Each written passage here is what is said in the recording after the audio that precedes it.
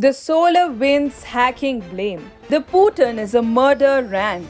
The Ukraine border crisis, the threats of more sanctions. That's how 78-year-old US President Joe Biden began, fanning the embers of US-Russia rivalry vigorously. Then something completely changed along the way. Biden gave green signal to the construction of Russia's Nord Stream 2 pipeline into Germany. Then the gas hack happened. Biden didn't blame Russia. The meat plant hacking took place. Biden half-heartedly blamed Russia. The world started wondering, does Putin have dirt or Biden? Looks like there's more than just dirt. It's China clay. Hi and welcome. This is TFI Global, the foreign affairs and geopolitical analysis arm of the TFI Media Group. I'm your host Diksha, and in this video, I will tell you about Biden's abject surrender to Putin and the reasons behind it. Let's begin. Just a day before the Biden-Putin summit, a US-based media outlet, Cyberscoop, published a report which mentioned that Russian government agencies were allegedly hacked by Chinese hackers. The timing of the report is extremely crucial as the two heads of state are reportedly willing to discuss cybersecurity issues. If so, it will happen at the cost of China, as it can now be clearly seen that both the states have been a victim of Chinese hacking. So is the Biden administration trying to drive a wedge between Russia and China by publishing a report on an issue which is going to be a core issue of discussion and cooperation? This news comes as the world is witnessing a pivot in Biden's attitude towards Russia. Given that the hacking report emerged just a day before the meet, it gives Putin more incentive and reason to cooperate with Biden to keep China in check. For Biden, this is a sharp departure from his initial approach to Russia. Since Joe Biden assumed the Oval Office at the White House, one thing became very clear: that unlike his predecessor, he will take an extremely soft stance against China. The reasons were aplenty, such as the Hunter Biden card. Biden, just like many other Democrat presidents before him, shifted the focus of the US foreign policy from China to counter threats from Russia. While in the past, this would have made sense, but this time, China is clearly the greatest threat to the US and the world at large. Focusing his foreign policy on Russia, Biden tried to insinuate conflict between the US and the former superpower. But far from their highs of power during the Soviet era, Russia politely declined the invitation. Ukraine, Iran, Iraq, Belarus, human rights issues, cybersecurity hacks, and Alexei Navalny, Russia refused to trade pot shots with the US even as Biden continued to threaten sanctions against it. Biden even tried to stir up trouble by calling the Russian president a killer live on national television. At the same time, Biden's domestic troubles had begun just a few weeks into his presidency. His border policies were a failure.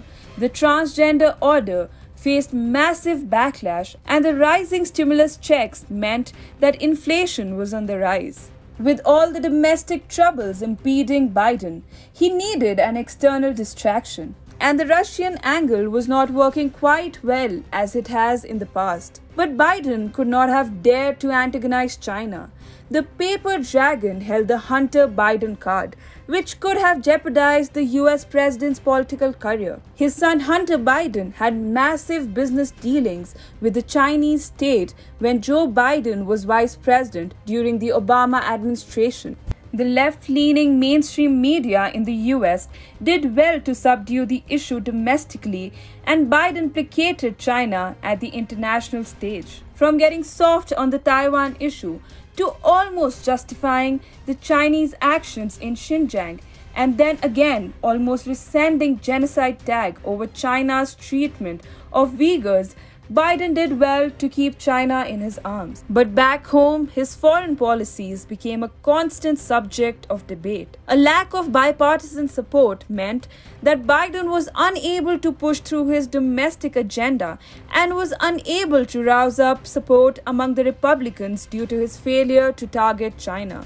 But since the meeting between the heads of Russia and the US was announced, Biden seems to have a better grip on things. He has been more respectful towards Russia and refused to level allegations in one of the major cybersecurity attacks, the Colonial Gas Pipeline, even as it became clear that the attack was carried out from Russian soil. The change in Biden's attitude towards Russia became even clearer when he lifted some sanctions on the Nord Stream 2 gas pipeline between Russia and Germany. At the same time, Biden added a horde of Chinese companies to the list of companies in which the US companies and citizens cannot invest. However, as the date of the meeting between the two heads of the states come closer, Biden seems to have realized that he has no option other than to cooperate with his Russian counterpart. He repeatedly tried to avoid conflict with Russia and at the same time called for cooperation between the two states.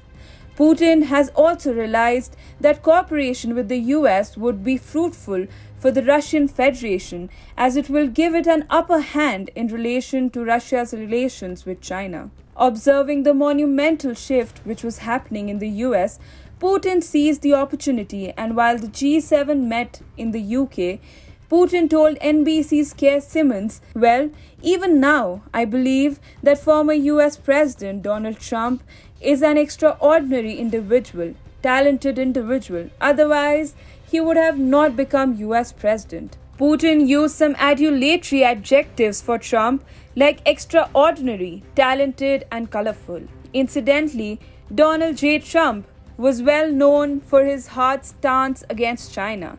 The decision to highlight Trump and his personality just before the meeting with Joe Biden was a signal to Biden administration that if the US takes an anti-China stand, Russia is willing to cooperate. It seems that the signal worked, and the US and Russia are apparently looking forward to cooperating, starting with subduing the cybersecurity threat. Biden must have realized that he would not be able to get an upper hand over Putin, as the previous meeting had suggested, as Biden's mic was cut off and lights were switched off, which forced him to take up Russia's offer on cooperation. It is a shift of epic magnitudes, as within weeks the Biden administration has come a long way from trying to insinuate conflict with Russia to now actively willing to cooperate. For Biden, the shift seems to have come due to his domestic troubles, while Russia seeks to gain an upper hand to control the Chinese threat which sits right in its backyard.